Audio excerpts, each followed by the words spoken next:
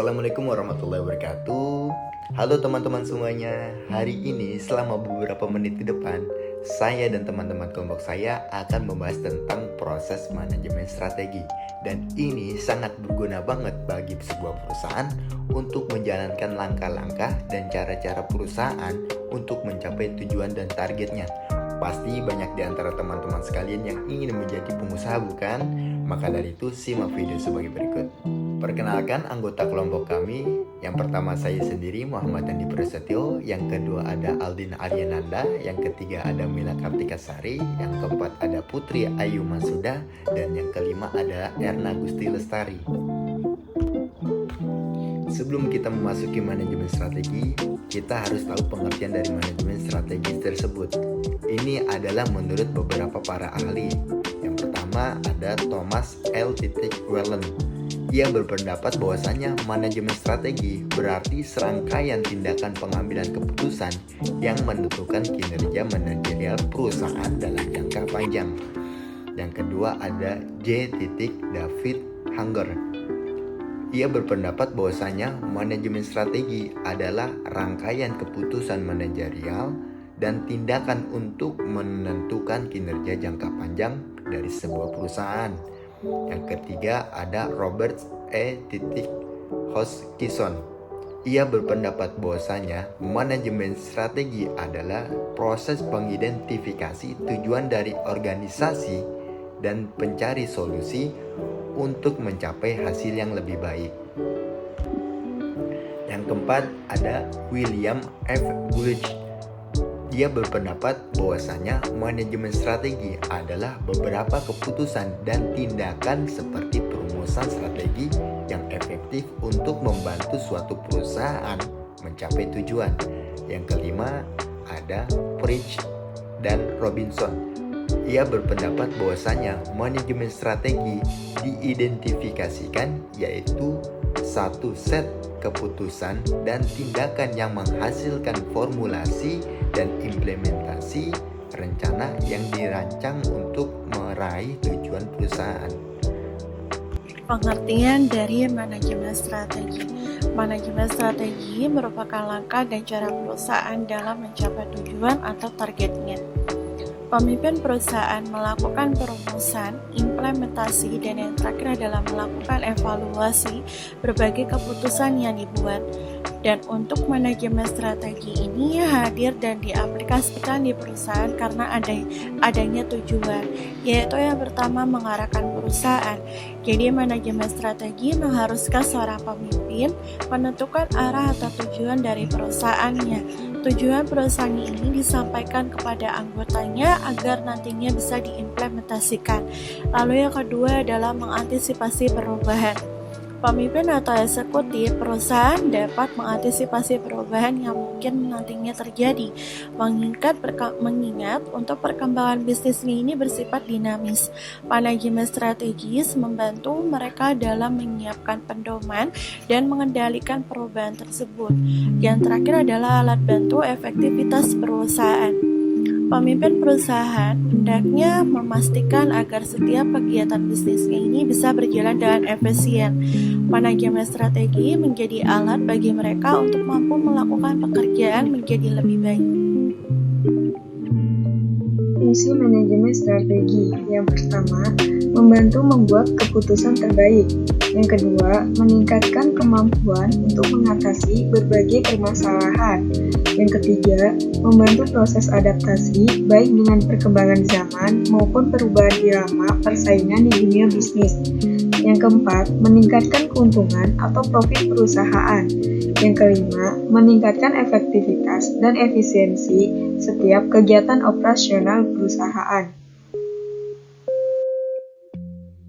Di sini ada manfaat manajemen strategi. Yang pertama, mengetahui visi dan misi perusahaan. Manajemen strategi bermanfaat untuk menyusun dan mengetahui visi maupun misi perusahaan, sebab dilakukan proses mengumpulkan dan menganalisis berbagai informasi penting, sehingga perusahaan memiliki visi dan misi yang jelas sejak awal. Yang kedua, meningkatkan efisiensi kegiatan operasional. Tanpa strategi yang jelas, maka kegiatan operasional akan semrawut dan susah mencapai tujuan. Yang ketiga, mengetahui dan meminimalkan ancaman eksternal. Jadi, organisasi tentu perlu waspada baik dari ancaman internal maupun eksternal.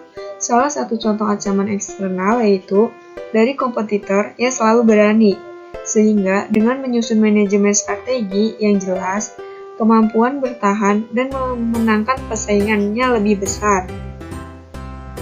Yang keempat, meningkatkan profit. Manajemen strategi juga bermanfaat untuk meningkatkan profit, sebab sejak awal perusahaan tahu harus menyediakan produk apa, kelebihannya bagaimana, cara memasarkannya seperti apa, dan lain sebagainya.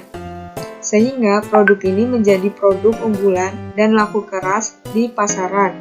Profit perusahaan kemudian lebih maksimal. Yang kelima, memperluas jangkauan pasar. Manajemen strategi juga membantu memperluas jangkauan pasar, sebab dengan perencanaan matang sebelum merilis produk dan menentukan teknik pemasarannya, maka produk lebih dikenal oleh publik, unik, fungsional, berkualitas, dan laku di pasaran. Dan yang keenam, mengembangkan perusahaan.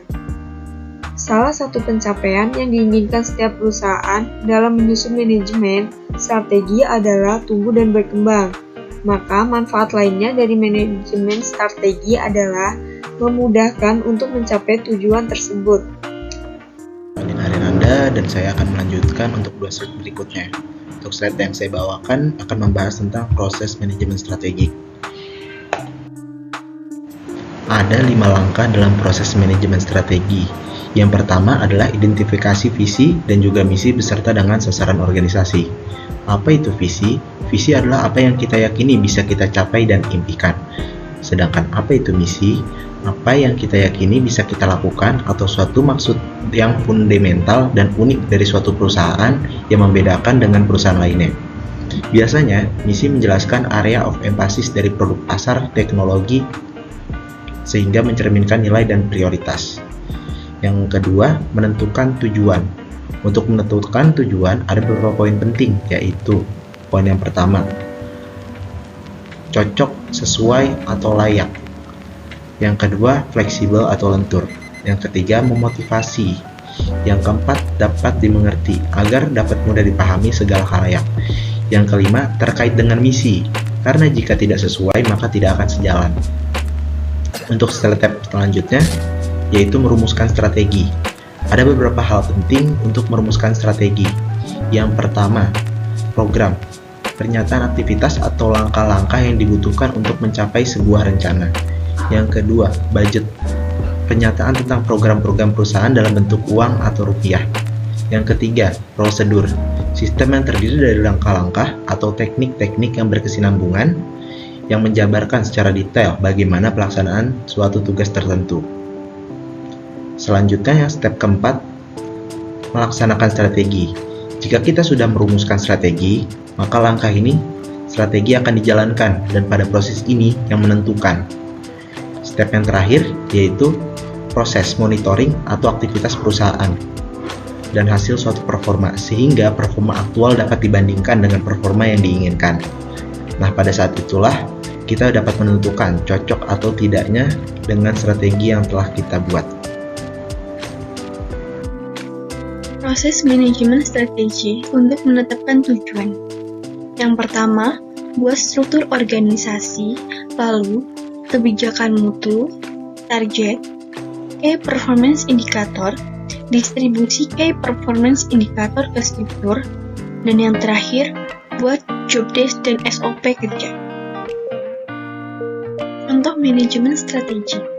Salah satu contoh penerapan manajemen strategi yaitu pada produk teh botol Sosro yang diluncurkan pada tahun 1970, di mana pada kemasan logo hingga penampilannya tidak memiliki perubahan yang signifikan. Hal tersebut juga dapat dilihat ketika perusahaan pesaingnya membuat produk yang sejenis namun Sosro tidak bergeming dan malah melakukan counter branding. Counter branding yang dilakukan Sosro dengan mengeluarkan produk baru dengan volume yang lebih besar. Strategi tersebut ternyata merupakan langkah yang tepat karena perusahaan pesaing tersebut tidak berhasil menarik hati konsumen di Indonesia. Sekian presentasi dari kelompok 1, kurang lebihnya mohon maaf. Jika ada pertanyaan, silakan ditanyakan pada kolom komentar, dan terima kasih. Ah, ah, ah.